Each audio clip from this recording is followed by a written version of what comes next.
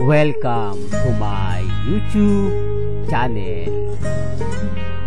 Kung bago ka lang sa channel na to at true-blooded Aldab Nation ka, tama po ang channel na pinuntahan mo.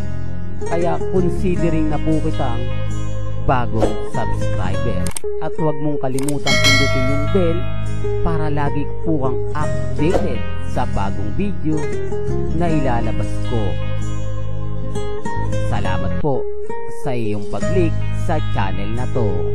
Welcome back mga kaaldab. Ito na naman po ang inyong lingkod, si Mr. Destiny. At siyempre magbibigay tayo ng pinakamagandang update po ngayon sa social media. Ito po yung pinaka-latest na kaganapan po kay Alden Richards. Bagamat wala si Mengay sa Itbulaga, alam na natin yan mga kaaldab. Matik na po yan. Ito po yung isa sa dahilan at rason na lagi ko pong sinasabi sa inyo.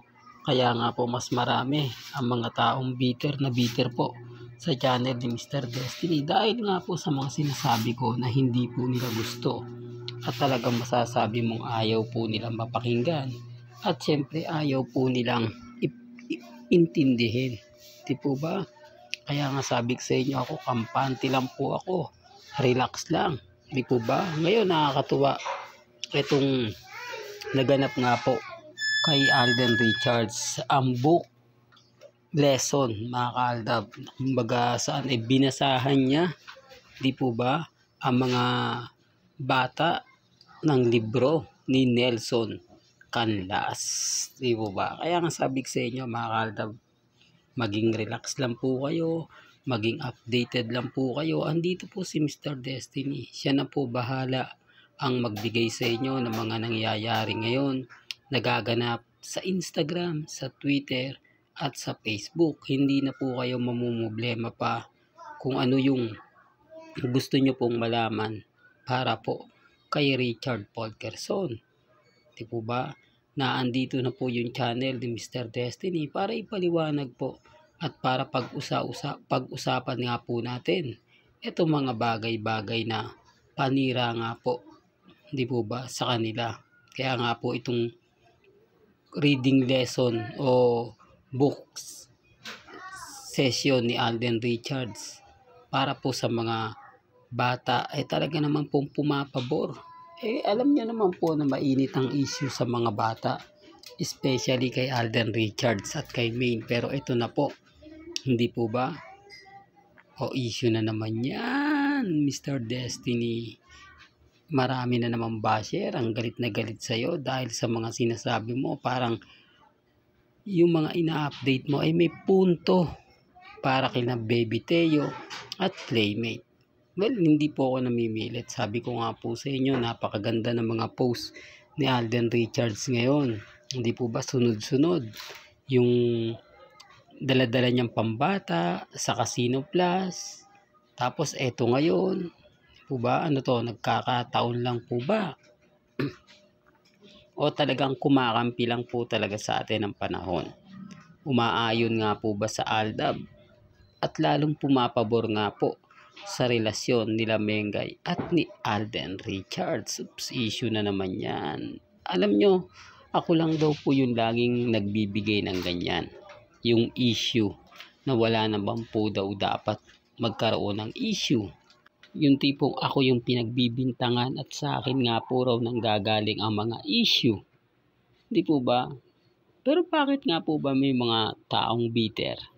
Bakit nga po ba may mga taong affected po sa mga ina-update natin? Affected po sa mga pinapaliwanag ko, sa mga sinasabi ko na alam naman po naman nila at hindi naman po lingid sa kanilang kaalaman na totoo naman po yung mga bagay-bagay na sinasabi ko. Totoo naman po yung mga bagay-bagay na ina-update natin. Di po ba? At nagiging trending naman po ito sa social media. Lalo na po sa Instagram, sa Twitter, sa Facebook. Ramdam nyo naman po yung mga nagaganap at nangyayari. Hindi po ba? Sinasabi ko lang po ito mga kaaldab sa mga bitter, sa mga affected, at siyempre sa mga naiinis. Kaya nga po ako, hindi ako basta-basta nagpapa-apekto at never po akong nagpapatalo. Kasi alam ko naman po yung kwento. Alam naman po natin ang istorya. Alam naman po natin yung mga bagay-bagay na hindi po ba, mapapaisip ka rin. Pero okay lang po yan. Sabi ko nga po sa inyo, ako, hindi naman po ako basta-basta nagpapa-apekto. Lalo na po ngayon.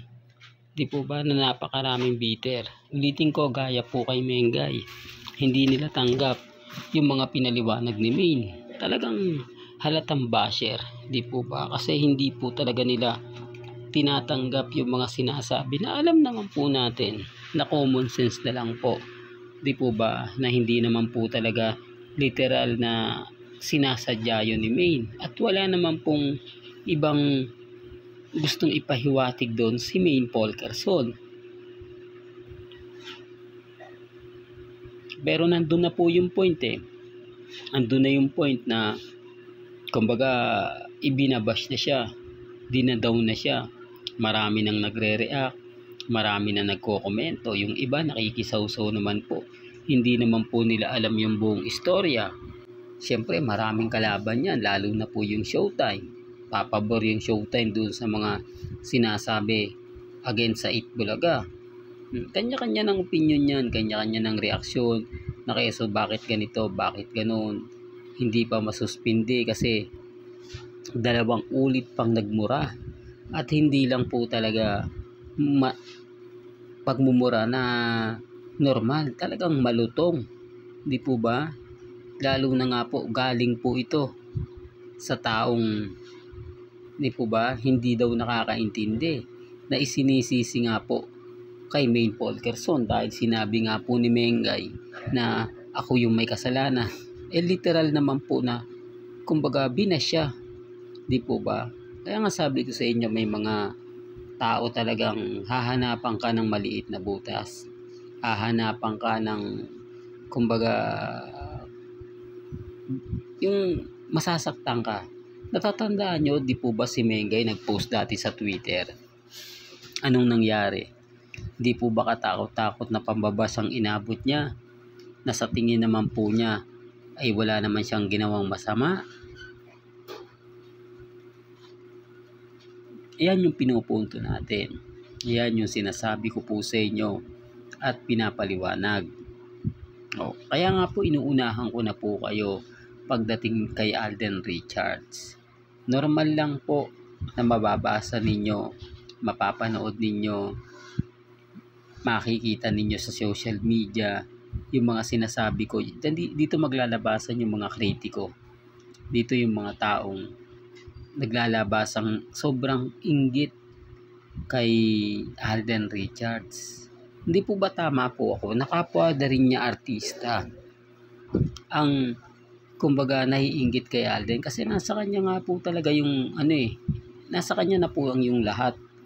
Di po ba? Ang ibig kong sabihin, napakahusay mo ng artista, de kalidad, maraming award na nakukuha, hindi nawawala ng project, laging outstanding pa sa mga award, yung tibong pinagkakaguluhan ng mga endorsement na wala na talagang panahon para sa sarili. Di po ba? Na sobrang busy. Sino nga po bang hindi maiinggit? Tapos dadagdagan mo pa ng pagiging director. Di po ba? Mabigat po talaga yung director. Kahit po yung ibang nagko-komento sa atin, hindi lang siya madali. Kasi kung napakadali lang po niya, marami ng artista ang totally naging director. Totoo naman po. Di po ba? Alam naman po ng ibang mga Kaya lang kakaiba talaga si Alden. Siya po yung tipo na kahit malugi, kahit na kumbaga alam niya na hindi magkiklik, ginagawa niya. Tandaan niyo po yung Mobile Legends. Siya naman po yung kauna-unahan nagpa-tournament na ang premyo ay $250,000. Di po ba? Na nalugi nga po raw si Alden. Di po ba? Ang laki daw po ng lugi niya. Pero tinry niya. Hindi siya takot. Di po ba? Alam niya sa sarili niya na ginawa niya yung bagay na hindi po talaga ginagawa ng iba. Kung nag-click po yun, di po ba? Kaya nga sabi ko sa inyo, nasa ano talaga yung di po ba? Pero sinasabi ko po ito mga kaaldab, para lang malinaw, para lang po sa mga taong dumadaan at bumibisita po sa channel ni Mr. Destiny. Well, hanggang dito na lang po. Ulitin ko po ulit mga kaaldab, hanggang dito na lang po ang ating latest updates. Kaya kung gusto nyo pa po ng pinaka-latest at sariwang update, abay tumutok lang po kayo dito po sa channel ni Mr. Destiny para updated po kayo sa mga bago at sa mga latest na i-upload po natin maya-maya lang. Kaya kung bago ka lang sa channel na to at isa kang true-blooded Aldab Nation na nagmamahal kina Mengay at Isoy, tama po ang channel na pinuntahan mo, kaya consider na po kita bagong subscriber. At huwag mong kalimutang i-share ang mga video po natin sa mga mami, sa mga titas, at sa mga senyor. Hanggang sa muli, salamat po sa panonood at pakikinig.